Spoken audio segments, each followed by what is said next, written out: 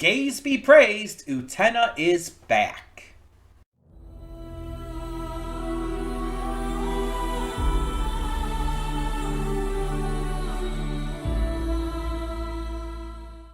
Hey everyone, welcome to Princess of Gay. I'm your host Connie, and today we are here with episode 8 of Revolutionary Girl Utena.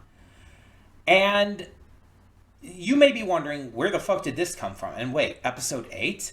Well, 3 years ago, I reacted to the first 7 episodes and dropped this series. And you may be thinking like, oh wait, you're Princess of Gay. Shouldn't you love this series? Like, shouldn't this just come as like part of the gay anime fan starter pack? And it's like, I mean, kinda. I get what you're saying. Random imaginary person in my head. I understand. This is like the gay grandmother of anime series. It inspired so much and has allowed so much queer representation in more modern shows because of it. Its influence is unquestionable. But I had some issues, most notably surrounding the character of Nanami. So, if you saw my previous reactions, you know what I'm talking about. If you haven't seen them, I would suggest going back and watching them before continuing this. Doesn't really make sense for you to start with episode 8. So, that being said, if you remember, in episode 6, I really did not like that episode. Outside of, like, massive tone issues, like, there was a kangaroo and shit, like a boxing kangaroo, like this is fucking Tekken or something. Outside of stuff like that, the episode also focused on the character of Nanami, and she like believed like her life was in danger or something. I haven't watched it again or anything, but I did read the synopsis. And she ended up like getting saved by this like 10-year-old boy who she then proclaimed to be her boyfriend and started treating like a slave. After which she and him both made excuses for and, you know, supported this decision. Because that's a good thing to showcase in anything. A girl who's probably at the very least 14 or 15 having a 10-year-old boyfriend and treating him like a slave. Do you not see the issue here? I mean, the age gap alone is already fucking gross. The way she treats him is gross. The fact that both of those things are, you know, not only supported by both of them, but they make excuses for it and try to make it out like they're in the right. The fuck? And then episode 7 after that, like, was better, but not enough so to where it like took my mind off of that. And the reason I dropped the series after that all was kind of coming down to the fact that I couldn't get it out of my head and how much it upset me. There are certain things that I personally cannot properly handle when it comes to media and everything and stuff within media. Certain things that just, like, for lack of a better way to put it, give me the ick to such a degree that it distracts me from literally everything else going on. And at the time, this was one of those. It gave me such a big case of the ick that it's like I couldn't justify continuing. I was so like physically repulsed by this that I could not like motivate myself to be able to continue it. Despite all of the other positives that this show has had. And on top of that, there's been like some other questionable stuff too, like incestuous characters and stuff, and it's just like I don't like that. And I understand a lot of anime has shit like this. There's a lot of anime that goes a lot further with shit like this. But it's like, that doesn't mean that this doesn't bother me too, just because it doesn't go as far as other ones. It still bothers me. And I mean, some people are able to separate it like from like reality a lot easier. Some people are able to look at it like, oh, this is fiction. I know it's not real. I can I can accept it and live with it because of that. But it's like, I don't know if it's because of my autism. I don't know if it's because of other reasons, but I have a harder time doing that. When I'm watching something, I have a harder time just like accepting it. It's just like, oh, just this is fiction. When I'm watching something and it does something like that, it's like, this is something that I abhor in real life, something that I absolutely despise, and something that grosses me out to such an extreme degree that it's like, I don't want to see it in my media either, because it elicits the same level of disgust from me. It's the same reasons I couldn't continue watching Kill la Kill, because of how aggressively and like intentionally it sexualizes underage characters and then tries to like make it out like it's a good thing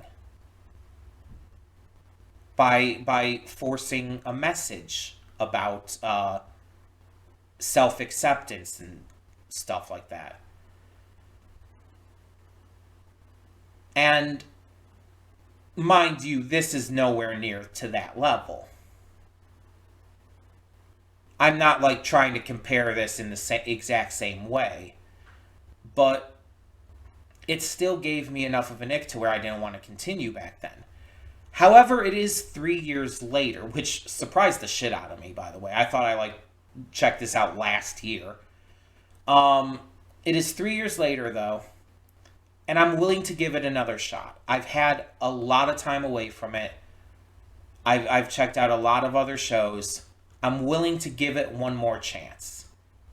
But I mean this when I say one more chance. And I'm going to give it multiple episodes. I'm not just going to be like, oh, it's on thin ice. If one episode rubs me the wrong way, I'm going to cancel it again. No. I'm going to give it multiple episodes.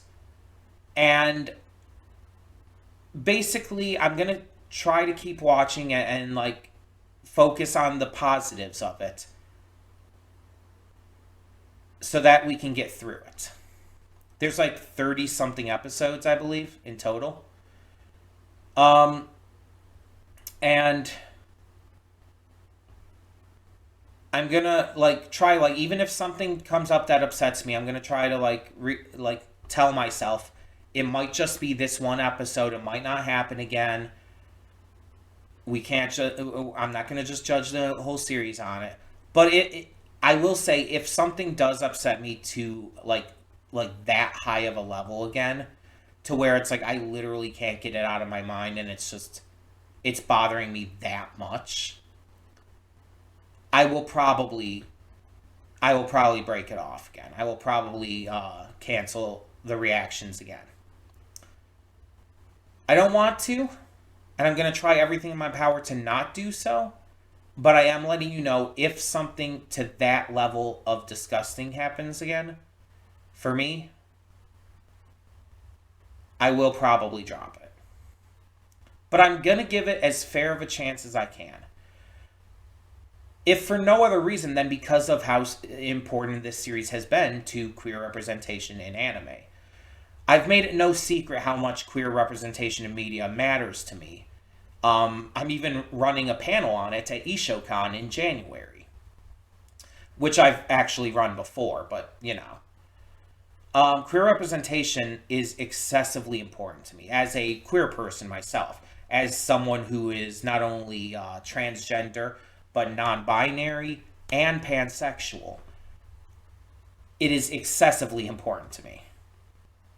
Um, and again, this series has done so much for that representation, and has like paved the way for so many of the other big queer, or at least like vaguely queer anime we've gotten. Some of which some are more blatant than others, let's be fair. And some are like kind of queer without technically being queer, like Ranma One Half, which by the way, I haven't checked out that reboot yet, but I have seen the original series, at least most of it. I don't know if I saw all of it, but um, yeah, I haven't checked out the reboot yet, but I've heard there's some pretty big name VAs in it, so that's pretty fun. But yeah, that series is like pretty much the epitome of not technically queer, but let's be honest, it's super queer. Or on High is another one of those that is like, it's technically not, but let's be honest, everyone associates it as such. Um, so this series though is much more explicit with it, and like even in the first 7 episodes, that was very blatantly obvious. There is like no subtlety to that. Um, the scenes where Utena pulls the sword out of Anthony's chest alone is like the gayest thing I think I've seen in anime. And I've seen anime where girls have like straight up kissed each other. Or anime where guys have kissed each other, and so on and so forth. But no, they pale in comparison to that. Like that is the gayest thing. And I say that with praise. I say that with all kinds of praise. But yeah, I think we should get on with this and see what this episode has in store. Because, like I said, episode 7 was actually a lot better. Most of my issues come from episode 6. Not all of them, but most of them. So I'm hoping that that is kind of like maybe relegated to that episode, or maybe like just rare in the series. And we don't have to worry about that for the most part. But we'll see. We'll see. Um, let's get into this, see where it's going, and hopefully this episode impresses me. So let's get it going. Cutting in here real quick to remind you of all the awesome content we have on the channel. Between Monday and Friday, we have a plethora of awesome series reactions, with 2 on Wednesday.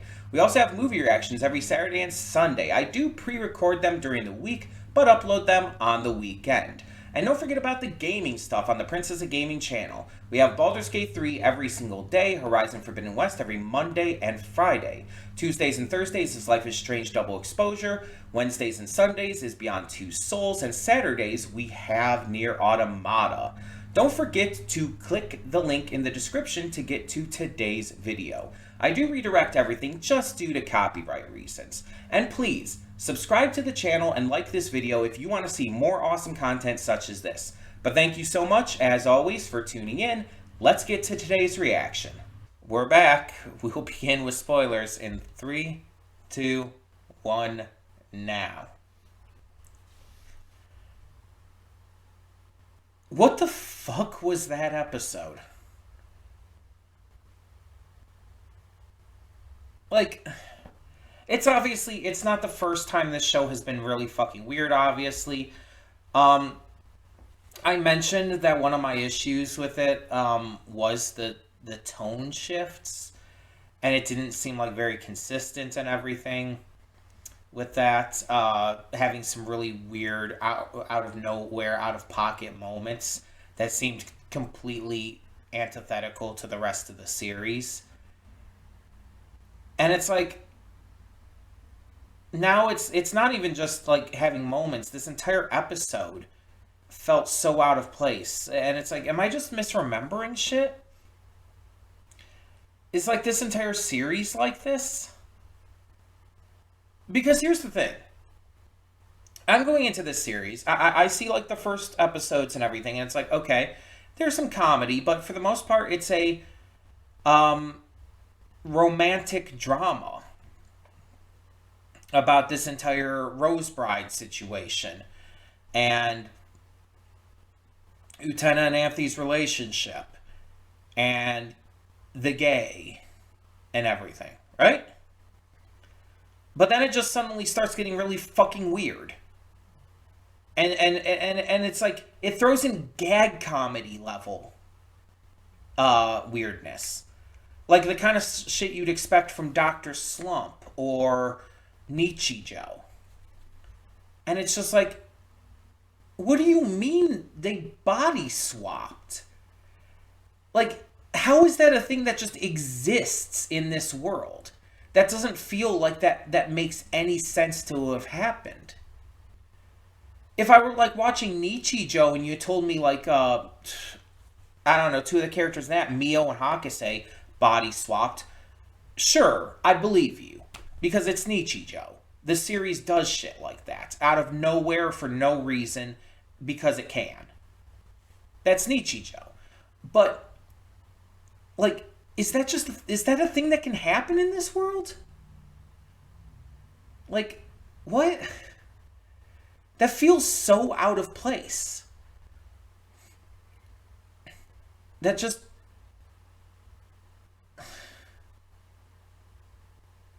I'm so lost. And I'll give the credit where it's due.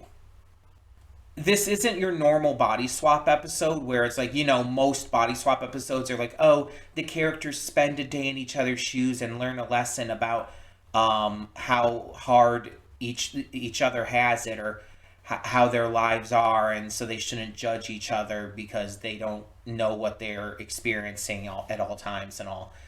Like, even Owl House went with the trope, which is why it's my least favorite Owl House episode. But this didn't do that. Because one, the body swap was, like, forced on them without their say-so. Two, there was never anything about them needing to understand each other's perspective. That was just not part of this at all. And three, honestly, like, maybe 70% of the episode didn't even really focus on them. Like, a good portion of it was focused on Nanami going to India and apparently being targeted by every elephant in the country. Like, how is this girl, all of those girls, how are they alive? The kind of shit they went through, it's like gag comedy levels. They should not be alive. And it honestly, within the world that I thought they had set up in this series, I wouldn't think they could have survived that. And don't get me wrong, I like seeing Nanami suffer. Like, I'm happy to see Nanami get the shit kicked out of her over and over again. That is very, very satisfying. Because fuck Nanami. Like, let's be honest here. Fuck Nanami. But it just feels so out of pocket. It feels like this is a parody of Revolutionary Girl Utena. You know what I mean? And I'm not even... I want to make something clear here. I'm not even saying this as if it's like a bad thing, because I don't necessarily think this episode was bad. I'm just fucking confused. I didn't go into this today expecting to see any of this. And yet, this is just what I come back to with this series. And obviously, I don't want spoilers. I don't want you to tell me, like what happens going forward in the series or not, or whatnot. But I am going to ask for something here, and I don't usually do this, but I am going to ask something. Whoever can whoever can clarify something for me in the comments here. Again, no actual spoilers. Is this the tone I should expect for the rest of this series?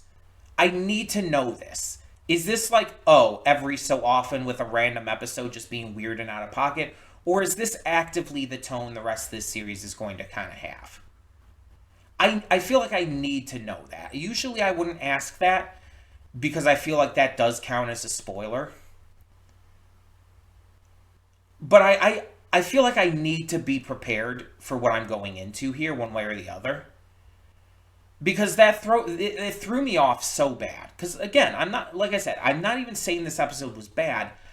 I was just so aggressively thrown off by it that it's like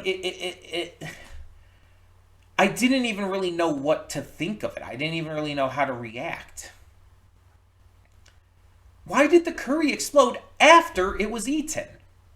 That doesn't even make sense. And how does that cause people to body swap?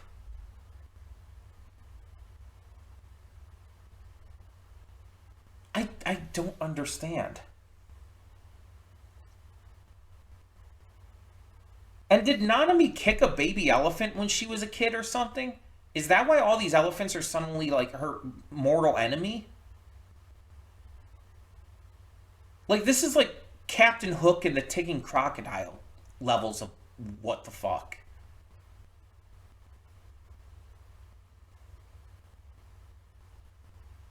I I am just so utterly flabbergasted.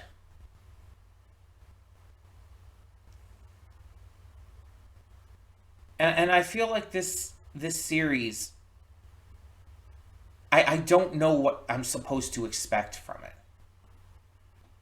Because a lot of shows, even very serious shows, have comedy. Full Metal Alchemist Brotherhood is a very serious show that touches on very serious topics, but it has comedy in it. But the comedy works within the world that the series establishes. And again, I thought this series had established what this world was supposed to be like. Like, but then you get whatever the fuck this episode was. You have the boxing kangaroo from before. It's just like,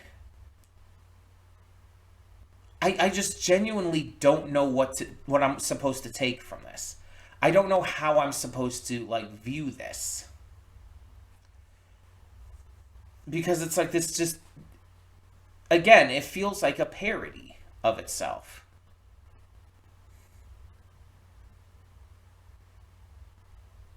I'm just so lost.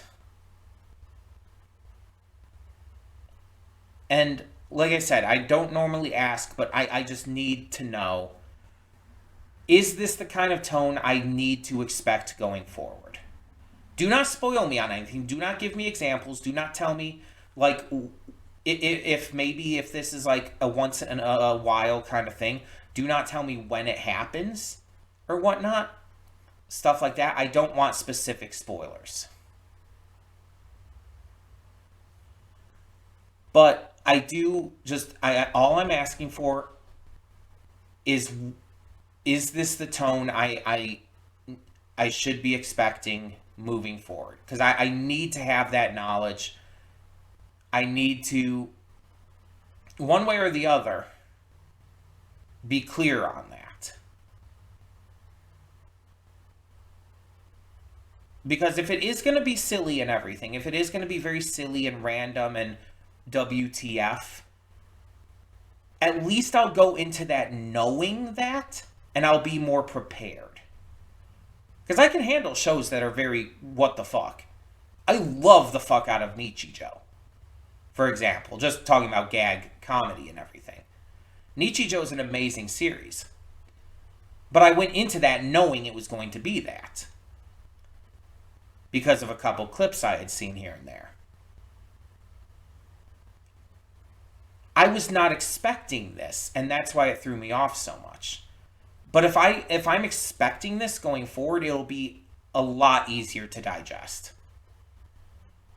But if this is mostly a serious show, and this gag stuff is very like randomly spread around throughout it, that's a very weird decision.